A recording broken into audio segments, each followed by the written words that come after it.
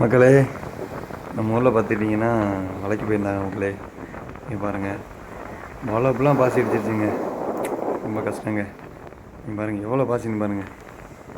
மலைக்கு போய் மீன் ஒன்றும் படலை, வெறும் பாசி தாங்க. மீனவர்களுக்கு வந்துட்டு கஷ்டங்கள் நிறையா இருக்குங்க. அதில் இதுவும் ஒன்று. கிட்டத்தட்ட எத்தனை பேர் எடுக்கிறாங்கன்னு பாருங்கள் இந்த பாசியை. ஒரு வழியில் கடலையும் பாருங்கள் எப்படி இருக்குன்னு. இனி ஒரு 2-3 மாதத்துக்கு இப்படி தாங்க இருக்குங்க காற்று.